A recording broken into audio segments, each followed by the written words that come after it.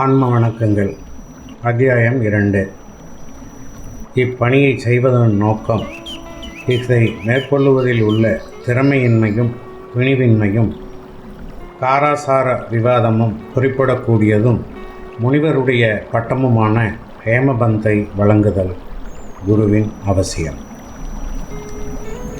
தம்முடைய மராத்தி மூல நூலின் கடைசி அத்தியாயத்தில் இப்பணியை செய்வதற்கு அடிகோலிய காரணங்கள், இதை படிப்பதற்கு தகுதியுடையவர்கள் முதலிய வேறு பல அம்சங்களையும் எடுத்துச் சொன்னார். இந்த அத்தியாயத்திலும் அதையே குறிப்பிடத் தொடங்குகிறார். இதை எழுதுவதன் காரணம், முதலாம் அத்தியாயத்தில் கோதுமை மாவரைத்து அதை கிராம எல்லைகளில் தூவிவிட்டதன் மூலம் காலரா, தொத்துவியாதி ஆகியவற்றை தடுத்து அளித்ததான சாய்பாபாவின் அற்புதத்தை கண்டோம். நான் சாய்பாபாவின் மற்றும் பல அற்புத லீலைகளை பெரும் உள்ள கிளர்ச்சியுடன் கேட்டிருக்கிறேன். அக்கிளர்ச்சியே இவ்வழகான பணியாக பொங்கி உருவெடுத்தது. சாய்பாபாவின் பெருமையுடைய அற்புதங்களை வரைதலானது அவருடைய அடியவர்களுக்கு உற்சாகமூட்டுவதாகவும் அறிவுறுத்துவதாகவும் இருப்பதுடன் அவர்களின் பாவங்களையும் நீக்குமாதலினால்தான் நான் சாய்பாபாவின் புனித வரலாற்றையும் அவருடைய போதனைகளையும் வரையத் தொடங்கினேன். ஞானியின் வரலாறு என்பது தர்க்க சாஸ்திரத்துக்கோ பட்டிமன்றத்திற்கோ உரியது அன்று. அது உண்மையும் பெரியதுமான வழியையே காண்பிக்கிறது. பணியை செய்ய திறமையின்மையும் துணிவின்மையும். தாம் இப்பணியினை செய்ய தகுதியுடையவர் அல்ல என்று ஹேமபந்த் நினைத்தார். எனக்கு நெருங்கிய நண்பனின் வாழ்க்கையே தெரியாது. அப்படியே எனது மனதையும் நான் அறியேன்.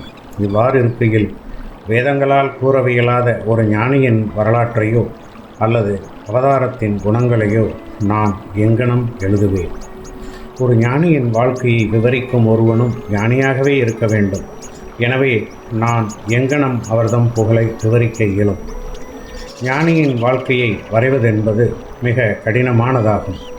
ஒருவன் ஏழ்கடல் ஆழத்தையும் அளவிட்டு விடலாம். துணி ஜோடனைகளால் ஆகாயத்தையும் அலங்கரித்து விடலாம்.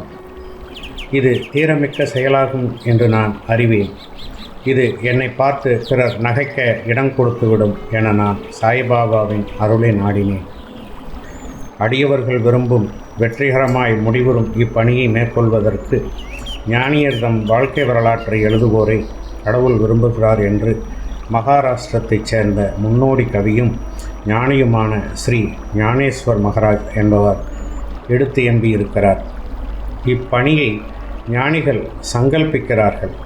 அடியவன் அம்முடிவை அடைய மறைமுகமாக காரணமாகின்றான் அல்லது கருவியாகின்றான். உதாரணமாக, சக வருடம் 1700 கவிமகிபதி ஞானிகளின் வாழ்க்கை எழுதும் உயிர்நோக்கம் கொண்டார். ஞானிகள் அவரை சங்கல்பித்து பணியை நிறைவேற்றி வைத்தார்கள். அம்மாதிரியே சக வருடம் 1800 தாஸ்கனுவின் சேவையும் அங்கீகரிக்கப்பட்டது. முன்னவர் பக்த விஜயம், சந்த விஜயம், பக்தஸ் லீலாம்ருத், சந்த லீலாம்ருத் என்னும் 4 நூல்களையும், பின்னவர் நவீன ஞானியரை பற்றி விவரிக்கப்பட்ட பக்த லீலாம்ருத், சந்த கதாம்ருத் என்ற நூல்களையும் இயற்றினார். பக்த லீலாம்ருத்தின் 31, 32, 33 அத்தியாயங்களிலும் சந்த கதாம்ருத்தின் 57ஆம் அத்தியாயத்திலும் சாய்பாபாவின் சுவையான வாழ்க்கையும் அவரின் அறிவுரைகளும் நன்றாக சித்தரிக்கப்பட்டிருக்கின்றன. இவை சாயிலீலா சஞ்சிகையில் தொகுப்பு 11, 12 மற்றும் 17 தனியாக பதிப்பிடப்பட்டிருக்கின்றன. படிப்பவர்கள் இவ்வத்தியாயங்களை படிக்க கேட்டுக்கொள்ளப்படுகிறார்கள். அங்கனமே பாந்திராவைச் சேர்ந்த திருமதி சாவித்ரிபாய் ரகுநாத் டெண்டுல்கர் பதிப்பித்துள்ள சாய்நாத் பஜன்மாலா என்ற சிறிய அடக்கமான புத்தகத்திலும் சாய்பாபாவின் அற்புத லீலைகள் சித்தரிக்கப்பட்டிருக்கின்றன. தாஸ்கனு மகராஜு பல்வேறு இனிய பாடல்களை சாய்பாபா மீது எழுதியிருக்கிறார். குஜராத்தில் அமிதாஸ் பவானி மேதா என்னும் சிடியைச் சேர்ந்த ஓர் அடியவர் சாய்பாபாவின் சில நிகழ்ச்சிகளை பதிப்பித்துள்ளார். தக்ஷிணபிஷா சன்ஸ்தானம் சாய்நாத் பிரபாவை சில பதிப்புகள் செய்தனர். இவ்வாறு சாய்பாபாவை பற்றி பல நூல்கள் இருக்கும்போது இந்த சத்சரிதம் ஏன் எழுதப்பட வேண்டும், அதற்கான தேவை என்ன என்றும் எதிர்ப்பு கேள்விகள் வருகின்றன. விடை தெளிவானதும் எளியதும் ஆகும். அகன்று ஆழ்ந்த எல்லையற்ற ஓர் பெருங்கடல் போன்று சாய்பாபாவின் வரலாறு உள்ளது. அனைவரும் அதனுள் ஆழ்ந்து மூழ்கி விலைமதிப்பற்ற ஞானம், பக்தி என்ற முத்துக்களை எடுக்கலாம். நல்லுணர்வில் ஊறி கிடக்கும் மக்களுக்கு அவற்றை கொடுக்கலாம். சாய்பாபாவின் கதைகள், சிறுகதைகள், அறிவுரைகள் ஆகியவை மிகவும் அற்புதமானவை. இவ்வுலக வாழ்க்கையினுடைய துன்ப பெருஞ்சுமைகளை சுமந்து கொண்டிருப்பவர்கள், கவலையால் பீடிக்கப்பட்டோர்கள் ஆகியவர்களுக்கு மன அமைதியையும் மகிழ்ச்சியையும் அவை அளிக்கின்றன. வேத அறிவை ஒத்த விறுவிறுப்புள்ளதும் அறிவூட்டுவதுமான சாய்பாபாவின் இப்போதனைகள் எல்லாம் கேட்கப்பட்டு நற்சிந்தனை செய்யப்பட்டால் அடியவர்கள் கோரும் பிரம்மத்துடன் ஐக்கியமாதல், அஷ்டாங்க யோகம், ஞான பேரின்பம் முதலியவற்றை பெறுவர். எனவே இந்நிகழ்ச்சிகளை பொறுக்கி எடுக்க எண்ணம் கொண்டேன். அதுவே எனது சிறந்த வழிபாடு ஆகும் என்பதாலின் சாய்பாபாவின் தரிசனத்திற்கு கொடுத்து வைக்காத எளிய ஆத்மாக்களின் கண்களுக்கு இந்நிகழ்ச்சி தொகுப்புகள் பேருவகையாக இருக்கும். எனவே நான் சாய்பாபாவின் போதனைகளையும் இயற்கையானதும் எல்லையற்றதுமான தன்னுணர்வு கருத்துக்களையும் சேகரிக்க முற்பட்டேன். இப்பணியில் பாபாவே என் உள்ளுணர்வை கிளப்பிவிட்டார். உண்மையில் என்னுடைய அகங்காரத்தை அவர்தம் பாதத்தடியில் சமர்ப்பித்து இம்மை மறுமை இரண்டிலும் என்னை பூரண சந்தோஷமாக்குவார் என்று எண்ணினேன். இப்பணிக்கு நானே எனது அனுமதி அளிக்கும்படி சாய்பாபாவை கேட்க முடிவதில்லை. பாபாவின் நெருங்கிய அடியவரான மாதேவ்ராவ் தேஷ்பாண்டே என்ற சாமாவிடம் பாபாவிடம் எனக்காக கேட்கும்படி வேண்டிக் கொண்டேன். அவர் எனது எண்ணத்திற்காக பாபாவிடம் வாதாடினார். இந்த அண்ணா சாஹேப் தங்கள் வரலாற்றை எழுத விரும்புகிறார். நான் ஓர் ஏழை பக்கிரி என்று கூறாதீர்கள். ஆயின் நீங்கள் சம்மதித்து அவருக்கு உதவி அளிப்பதாக கூறினால் அவர் எழுதுவார். அன்றி தங்கள் திருவடி கருணையே இப்பணியை நிறைவேற்றிவிடும். தங்கள் அருள் துணையின்றி எதுவும் வெற்றிகரமாக செய்ய இயலாது. சாய்பாபா இவ்வேண்டுகோளை திருச்செவி மடுத்தவுடன் உருகி உதி என்னும் திருநீரளித்து ஆசீர்வதித்து தன்னுடைய வரம் நல்கும் கரத்தை என் தலைமையில் வைத்து, இவர் நிகழ்ச்சிகள், அனுபவங்கள் ஆகியவற்றை தொகுத்து குறிப்பெடுத்து வைத்து கொள்ளட்டும். நான் இவருக்கு உதவி செய்வேன். அவர் ஒரு புறக்கருவியே ஆவார்.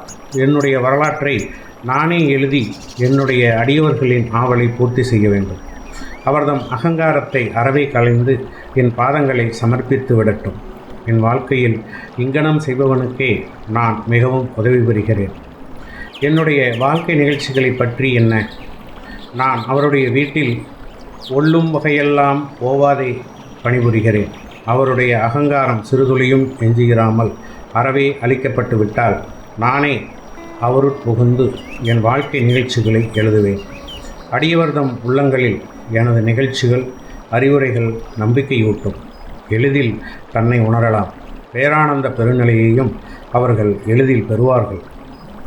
ஆயின் ஒருவரது சொந்த கருத்தை நிலைப்படுத்தல், மற்றவர் கருத்தை மறுக்கச் செய்யும் முயற்சிகள், ஒரு பொருளின் நன்மை தீமை இவற்றை பற்றிய விவாதங்கள் இருத்தல் கூடாது என்று பகர்ந்தருளினார்.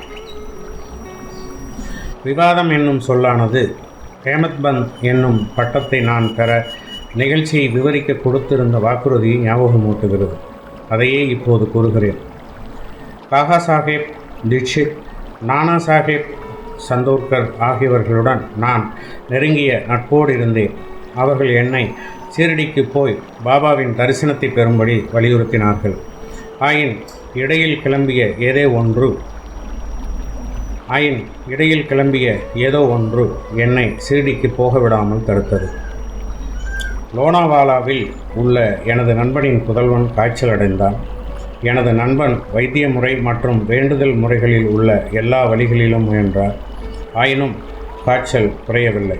முடிவாக தனது குருவை தன் மகனின் படுக்கைக்கு பக்கத்தில் அமர வைத்தார். இதுவும் கூட பலனளிக்கவில்லை. இவற்றை கேள்வியுற்றதும் என் நண்பனின் பையனை காப்பாற்ற முடியாத குருவால் யாது பயன்? குரு நமக்கு எதையுமே செய்ய இயலாதவரானால் நான் ஏன் சீரடிக்கு போக வேண்டும் என்றவாறு எண்ணமிட்டு எனது சீரடி விஜயத்தை ஒத்தி போட்டேன். ஆயின் தடுக்க முடியாதது நிறைவேறியே தீர வேண்டும். அதென விஷயத்தில் பின்வருமாறு நடைபெற்றது. பிராந்திய ஆபீசர் நானோ சாஹப் சந்தோர்கர் பஸ்ஸீனுக்கு சுற்றுலா போய் கொண்டிருந்தார். தானேவிலிருந்து தாதருக்கு வந்து பஸ்ஸீனுக்கு செல்லும் வண்டிக்காக காத்து கொண்டிருந்தார். இடையில் பாந்த்ராவுக்கு செல்லும் ஒரு வண்டி வந்தது.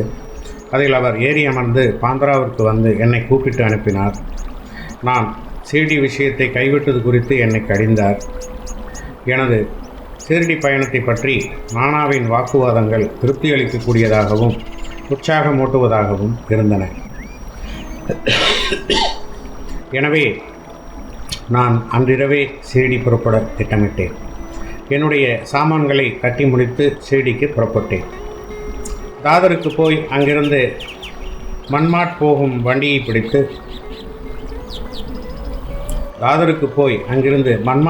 வண்டியை பிடிக்க திட்டமிட்டு தாதருக்கு பயணச்சீட்டு பெற்று வண்டியில் அமர்ந்திருந்தேன்.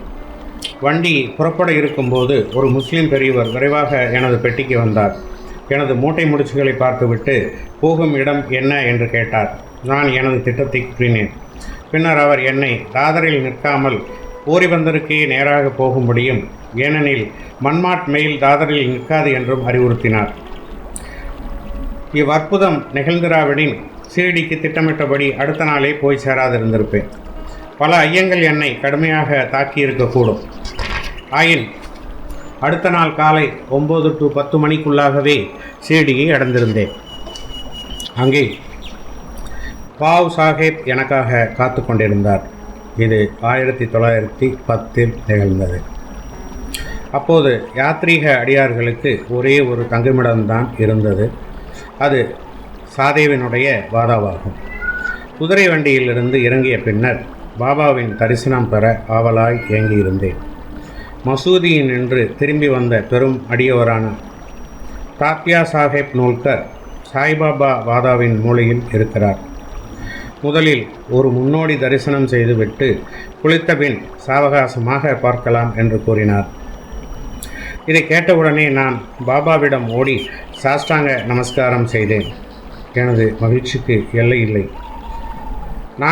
நானா சாஹப் சந்தோர்கர் என்னிடம் கூறியதற்கு அதிகமாகவே கண்டேன். என்னுடைய புலன்களெல்லாம் திருப்தி அடைந்தன. நான் பசி தாகத்தை மறந்தேன்.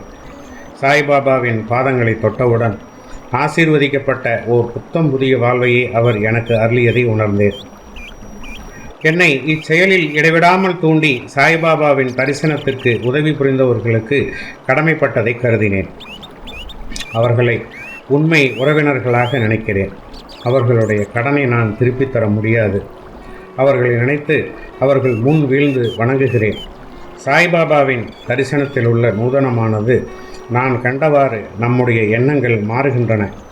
முன்னை கருமங்களின் வலிமை அளிக்கப்படுகின்றது அல்லது பற்றற்ற நிலை அதிகரிக்கின்றது. முன்னை பிறவிகளில் செய்த பல நற்கர்மங்களால் அத்தகைய சுபதரிசனம் அடையப்படுகிறது. நீங்கள் சாய்பாபாவை கண்டுவிட்டீர்களானால் புற உலகு எல்லாம் சாய்பாபாவாக தோற்றமளிக்கிறது. சூடான விவாதம். குருவின் தேவையை பற்றி எனக்கும் பாலா சாஹேப் பாடேக்கும் இடையில் ஒரு சூடான விவாதம் நான் சீரடிக்கு வந்த தினத்தன்று நடைபெற்றது. நம் சுதந்திரத்தை நாம் ஏன் இழக்க வேண்டும், மற்றவர்களிடம் ஏன் சரணாகதி அடைய வேண்டும் என்று நான் விவாதித்தேன். நாம் நம்மளுடைய கடமையை செய்ய வேண்டியிருக்கையில் ஏன் ஒரு குரு தேவைப்படுகிறார்? ஒருவன் தன்னாலான முயற்சிகளை செய்து தன்னைத்தானே காப்பாற்றிக் கொள்ள வேண்டும். சோம்பேறியாக தூங்குவதை தவிர வேறெதையும் செய்யாத ஒருவனுக்கு குரு என்ன செய்துவிட முடியும்? இங்கனம் நான் சுதந்திர எண்ணத்திற்கு வாதாடினேன். பாடை கர்மத்திற்கு தலைவிதி. வாதாடி கூறுகிறதாவது, நடப்பது நடந்தே தீரும். பெரியோர்கள் எல்லாம் தோல்வியுற்றிருக்கிறார்கள். மனிதன் ஒரு வழியில் நினைக்க தெய்வம் வேறு வழியில் செயல்படுகிறது. உம்முடைய புத்தி சாதுரியத்தை தள்ளிவிடுக. பெருமையையும் அகங்காரமும் உனக்கு உதவாது. கொள்கைகள் மாறுபாடுகள் இவற்றுடன் விவாதம் 1 மணி நேரத்திற்கு மேல் நடைபெற்றும் வழக்கம்போல் ஒரு முடிவும் காணப்படாது. முடிவாக களைப்படைந்து விட்டோம். நானும் என் மன அமைதியை இழந்தேன்.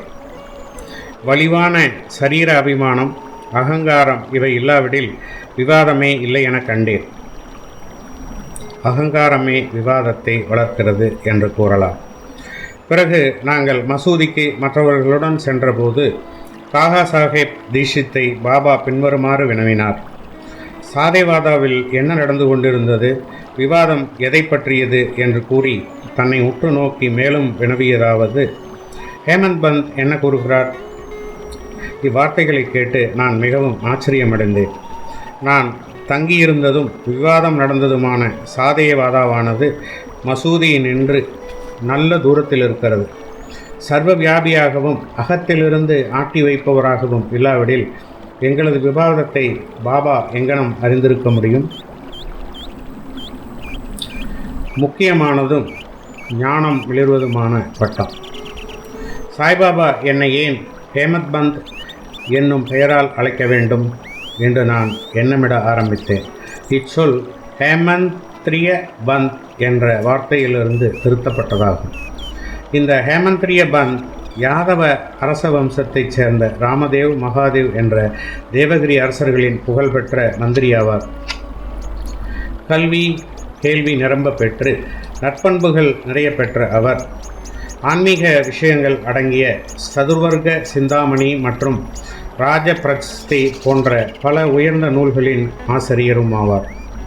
கணக்கு பேரேடுகளில் புதிய முறைகளை கண்டுபிடித்து புகுத்தியவரும் மற்றும் மராத்திய சுருக்கெழுத்தின் கர்த்தாவும் ஆவார்.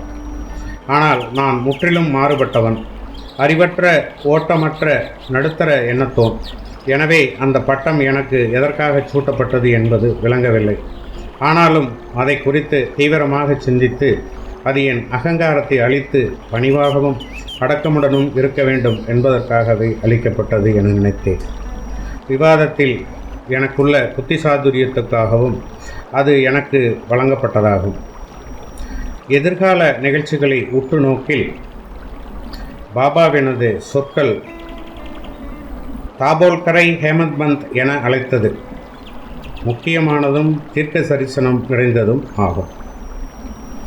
ஏனெனில் மிகவும் புத்திசாலித்தனமாக சாயி சமஸ்தானத்தின் நிர்வாகங்களை கவனித்தது, எல்லா கணக்குகளையும் நன்றாக வைத்திருந்தது, முக்கியமான ஆத்மார்த்த விஷயங்களை ஞான பக்தி அவாவின்மை நான் தன்மையை சரணமிடுதல் தன்னை உணர்தல் போன்றவற்றை குறிக்கும் சாயி சச்சரிதம் என்ற அத்தகைய சிறப்பான நூலின் ஆசிரியராகவும் இருந்ததை காண்கிறோம். குருவின் தேவையை பற்றி ஹேமந்த் பந்த் பாபா இவ்விஷயத்தை பற்றி என்ன சொன்னார் என்று எவ்வித குறிப்பும் விட்டு வைக்கவில்லை. ஆனால் காகா சாஹேப் தீட்சித் இவ்விஷயத்தை தனது குறிப்புகளில் பதிப்புள்ளார். ஹேமந்த் பந்தின் சாய்பாபா சந்திப்பின் அடுத்த நாளில் பாபாவிடம் காகா சாஹேப் தீட்சித் சென்று தான் சேடியை விட்டு போக வேண்டுமா என கேட்டார். பாபா ஆம் என்றார். பிறகு எங்கே போவது என யாரோ கேட்டார். பாபா உயர மேலே என்று கூறினார்.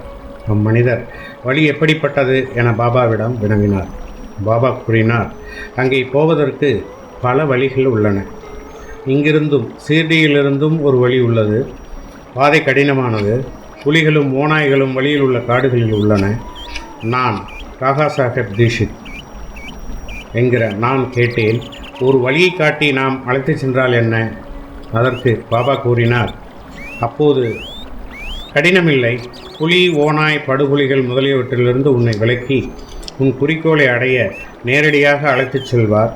வழிகாட்டி இல்லை என்றால் காடுகளில் நீ காணாமல் போகலாம் அல்லது படுகொலியில் விழும் அபாயம் இருக்கிறது. இந்நிகழ்ச்சியின் போது தாபேல்கரும் அறை அருகே இருந்தார். இதுவே குரு அவசியமா என்னும் விவாதத்திற்கு பாபாவின் பதில் என்று எண்ணினார். ஒரு மனிதன் சுதந்திரமானவனா அல்லது கட்டுப்பட்டவனா என்னும் விவாதம் ஆன்ம விஷயங்களில் உபயோகமில்லை என்றும் இவ்வத்தியாயத்தின் மராத்தி மூலப்பதிப்பில் விளக்கப்பட்டபடி பெரிய அவதாரங்களான ராமர், கிருஷ்ணர் முதலியோர் தமது குருக்களாகிய வசிஷ்டர், சாந்திபனி ஆகிய முனிவர்களிடம் தன்னை அறிவதற்காக சரணடைந்தார்கள் என்றும் குருவினுடைய உபதேசத்தினாலே பரமார்த்திகம் அடையப்படுகிறது என்றும் நம்பிக்கையும் பொறுமையுமே அத்தகைய முன்னேற்றத்திற்கு தேவையான நற்பண்புகளாம் என்பது பாபாவின் திருக்குறிப்பாம். ஸ்ரீ சாயி பணிக. அனைவருக்கும் சாந்தி நிலவட்டும்.